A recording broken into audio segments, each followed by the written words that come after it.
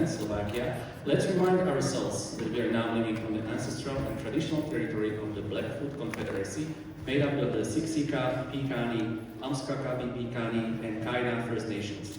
The Inkanakoda, Miskanakoda Bay First Nations comprise of the Shiniki, Bearspaw, and Goodstoney First Nations, and the Tsuut'ina First Nations.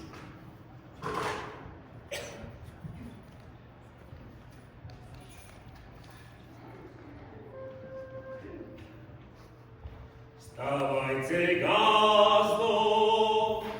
Wstawajcie, chore! Jaka wesołość na waszym dworze! Jaka wesołość na waszym dworze! Wszystkie obeszki się pokocili,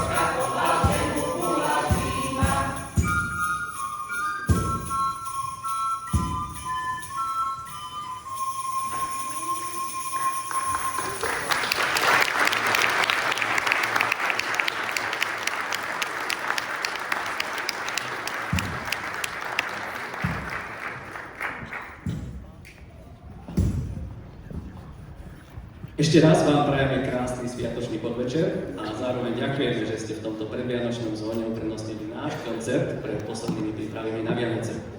A tými prípravami nemyslím nakupovanie či upratovanie, veď Vianoce nie sú o darčekoch či vyluxovanom dome. Pre kresťanov je to oslava narodenia Ježiša Krista, pre iných sviatky pokoja a lásky, ale všetci sa zhodneme, že je to čas, kedy spomalíme a strávime trošku viac času s rodinou a priateľmi. Once again, we wish you a beautiful festive evening and we thank you for choosing our concert over the last Christmas preparations in this pre-Christmas rush. And by preparations, I don't mean shopping because Christmas is not about gifts. For Christians, it is primarily a celebration of the birth of Jesus Christ. For others, it is a holiday of peace and love. But we all agree that it is a time when we slow down and spend a little more time with family and friends. Vianočnú atmosféru sa nám, dúfam, podarilo hneď na úvod navodiť pásmom Koliec východného Slovenska v prezentácii spevákov a speváčiek z folklórneho súboru Slnečnica. We hope we managed to create a Christmas atmosphere right at the beginning with set of carols from Eastern Slovakia performed by the singers of the Slnečnica Folklore Ensemble. Vianoce, to je aj obdobie najkratších dní v roku a dlhých večerov. Viete si ešte vôbec predstaviť, čo robili ľudia bez internetu a Netflixu počas týchto dlhých večerov? Čo robili dospelí, si asi predstaviť vieme. Áno, ženy vyšívali, drali perie, muži opravili nábytok, či trávili čas rôznymi remeselnými prácami. Ale čo deti? Nuž čo? Futbal, hokej, bejzbal, hodiny klavíra či spevu, tanečná? No, to asi nie. Staršie aj mladšie všetci spolu vymýšľali si rôzne hry a zábavky. Hrali sa spolu, kým ich dospelí neprerušili, aby doniesli vodu, drevo, nakrmili zvieratá. Alebo kým ich neprerušil príchod Mikuláša, ktorý 6. decembra rozdáva deťom sladkosti. Nie, horálky, čokolády a cukríky, ale jablčka, koláče a niektorým neposedníkom aj zopár na zadok. Veď uvidíte. Christmas is also the time of the shortest days of the year and long evenings. Can you imagine what did people do during those long evenings without the internet and Netflix? Yes, women spun wool and embroidered, men repaired furniture or spent time doing various crafts. But what about the children? Well, what? Baseball, hockey, soccer practices, dancing lessons, singing lessons. Probably not. Older and younger all together, they came up with various games and amusements. They played together until the adults interrupted them to bring water, wood, or to feed the animals. Or until they were interrupted by the arrival of St. Nicholas, who gives children sweets on the 6th of December. Not store-bought cookies, chocolates and candies, but apple, nuts, homemade cakes, and for some naughty ones, something for their behinds. You'll see.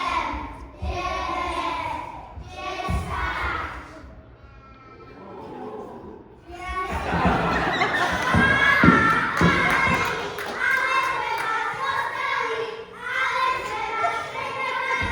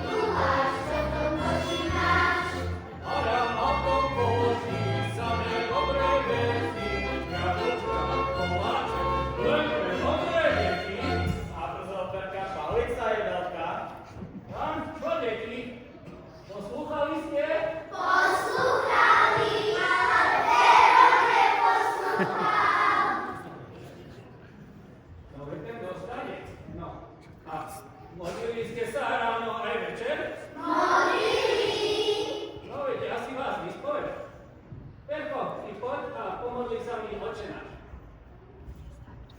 Otče náš, tatko náš, posadil nás na stoličku, dal nám chleba po krajičku.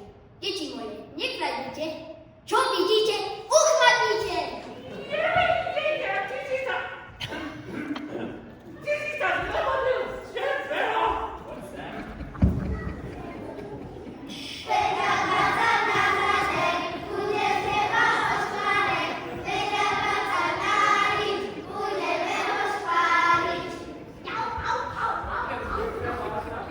Anička, ty sa mi pomodli, anieličku môj strážničku.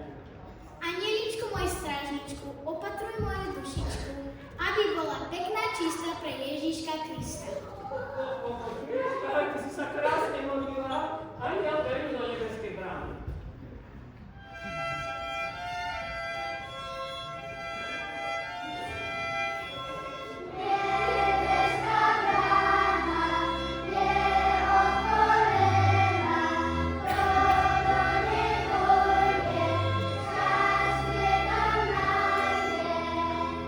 Tak, a teraz vás oddalujem.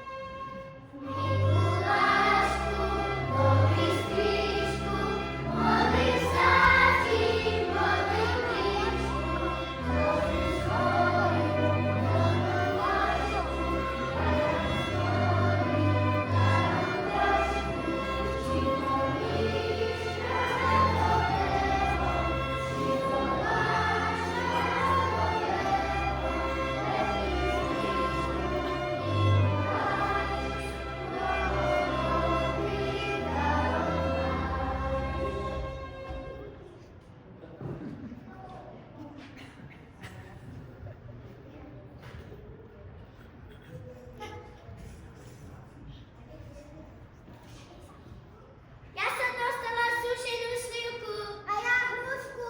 A ja mliečko. A ja Márii. Pánom Bohom ostávajte. Mám kústavkou, poslúchajte. A keď budete dobrí, o rok prídem zas. Pánom Bohom.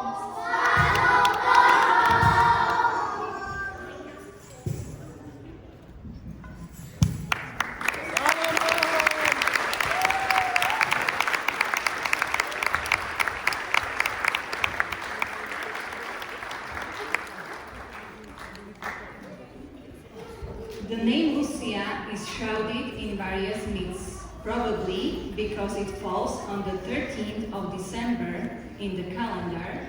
This year it was Friday, the December 13th, but also because of the short days and long nights. Darkness prevails over light, and the activity of supernatural forces increases.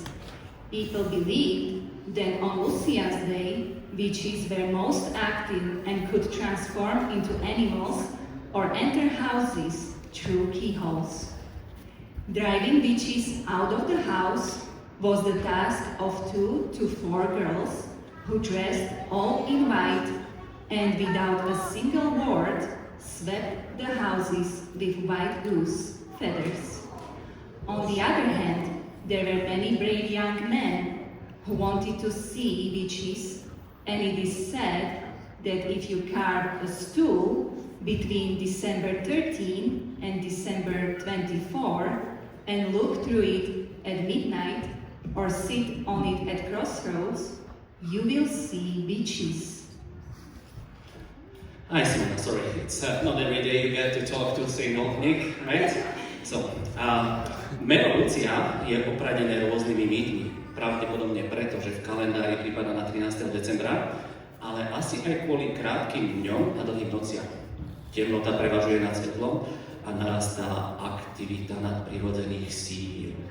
Ľudia verili, že práve na noci sú strigy najaktívnejšie a dokážu sa premeniť na zviera či prejsť cez kľúčovú dierku.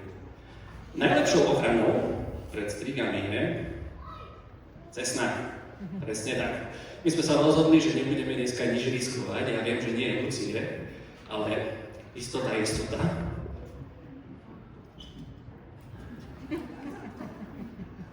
Nebojte sa, mám ho dosť pre všetkých.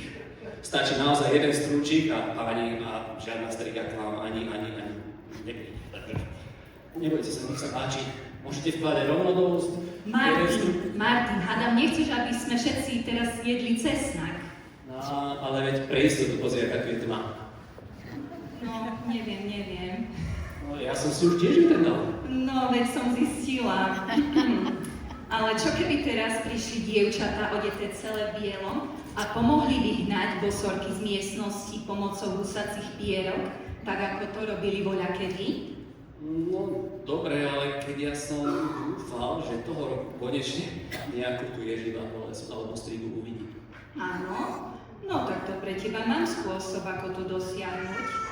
Vraj, keď si od Lucie do Vianoc vystrúhaš stolček a o polnoci sa cez deň pozrieš, prípadne si na krížnych cestách sadneš, bosorky uvidíš.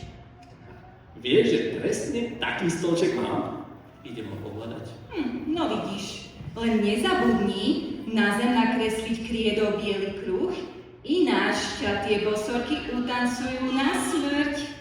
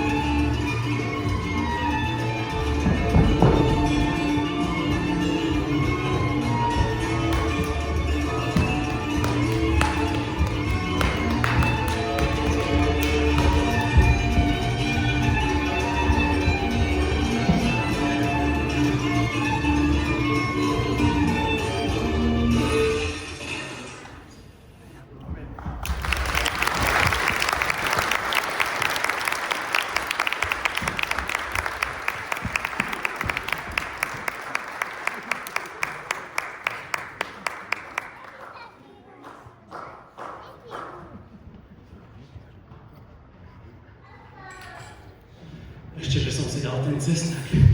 Neviem, čo som tu teraz dal. Joj, Martin, ale ja som si nedala.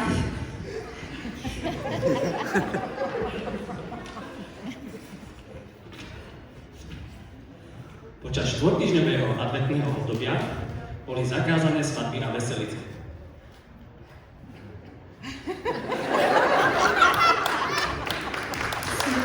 Svíky ho vykancovali. Bol to čas pokáňa a duchovnej prípravy na vianočné sviatky. O to viac najmä mladí tešili na Štefanskú veselicu, pripadajúci na druhú sviatok Vianočný. Zabávať sa chceli všetci a neraz sa chlapci pridali k dievčatám do ináč dievčatskej karičky, alebo naopak, dievčatá sa pridali k chlapčeským tancom. Staršie deti zo Slniečka vám teraz predvedú karičku a tanec Sarkura z Parchovian, šarisku bašistovskú a na záver čakáč opäť z Parchovian. During Advent, which lasts for 4 weeks before Christmas, weddings and festivities were forbidden. It was a time of penance and spiritual preparation for the Christmas holidays. All the more, the youth looked forward to the St. Stephen's festivity, which falls on the second day of Christmas. Everyone wanted to have fun, and often boys joined girls in their otherwise girls' dance, or vice versa. Girls joined the boys' dances. The older kids from Slniečko will perform some of those dances. Boys will join girls in girls' dance Karička, while girls will show boys that they can be as good dancing Čapaše as the boys. Martin, I am thinking the audience is probably not aware what Čapaše means. Can you explain it? Oh, I think so.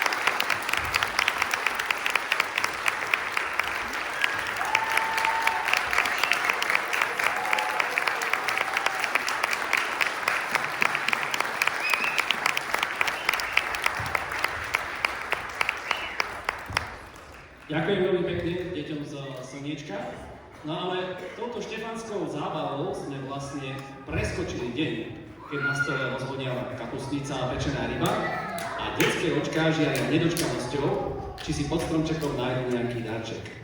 Vráťme sa preto k tomuto dňu, kedy ľud spevom oslavoval príchod Ježiša Krista.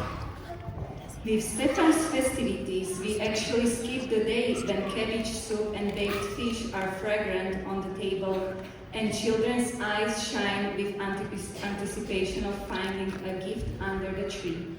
Let's return to this day, the day when people celebrated the arrival of Jesus Christ with singing.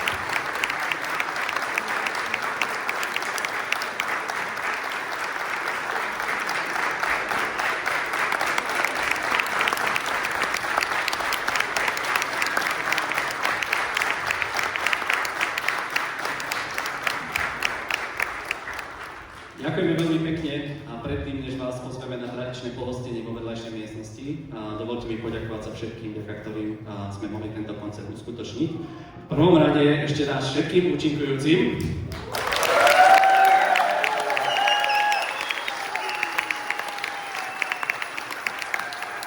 Od tých najmenších, až po Martina Lacka. A všetkým rodičom, ktorí uprednostnili slniečko pred širokou škálou iných aktivít a dobrovoľníkom, bez ktorých pomoci by sme to nezvládli, zvlášť chcem poďakovať Jarke, Simone za vedenie nácvikov organizáciu a trpezlivosť so mnou a predovšetkým Lenke Plaskoňovej a naše čadené rušenie.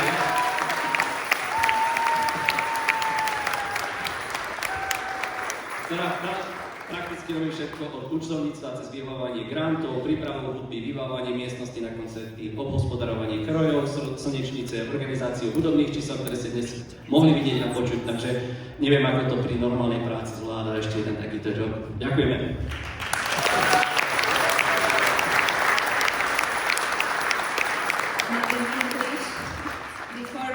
you the traditional refreshments, allow me to thank everyone who made this event possible, all the performers, from the smallest Frederick and Oliver Co. to the list, all the parents who chose Saniečko over a wide range of the other activities, the volunteers without whose help we couldn't have managed, Simona and me for leading the rehearsals, organizing and being patient with Martin.